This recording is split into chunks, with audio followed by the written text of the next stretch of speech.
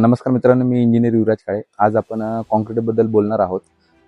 Concrete आपण बिल्डिंगमध्ये normally दोन टाईपचे यूज करतो.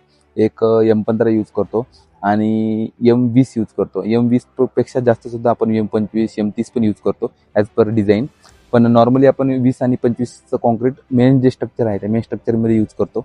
आणि जिथे PCC वगैरे होत असेल तिथे आपण M15 कॉन्क्रीट यूज करतो. तर आपण साईडवर बघू शकता, आत्ता आपली साईडवर PCC झालेली आहे. तर PCCमध्ये आपण M15चं कॉन्क्रीट यूज केलेलं आहे. M15 का यूज करतोय PCC मध्ये, की नॉर्मली ज्या ठिकाणी फक्त टेम्पररी लोड ट्रान्सफर होणार आहे. तुम्ही बघू शकता आता आपलं बीमचं काम सुरू आहे आणि बीम मध्ये आपण काय करणार आहे, मेन कॉन्क्रीट यूज करणार आहे की जे M20 असणार आहे.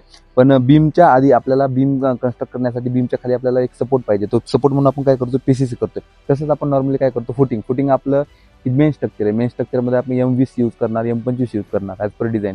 पण आपण फुटिंगला खाली बेस्ट सपोर्ट मिळण्यासाठी आपण M15 PCC करणार. PCC काय करणार, मेन स्ट्रक्चरचा टेम्पररी लोड घेणार. त्यामुळे आपण काय करू, ज्या ठिकाणी टेम्पररी लोड आपल्याला ट्रान्सफर करायचा असेल त्या ठिकाणी आपण काय करतो, M15चं कॉन्क्रीट यूज करतो. आणि आपल्याला जिथे परमनंट स्ट्रक्चर करायचे तिथे आपण M20 M25 as per design आपण कॉन्क्रीट यूज करतो. अशा टेक्निकल गोष्टी समजून घेण्यासाठी आमच्याशी कनेक्ट व्हा, आम्हाला सपोर्ट करा. धन्यवाद.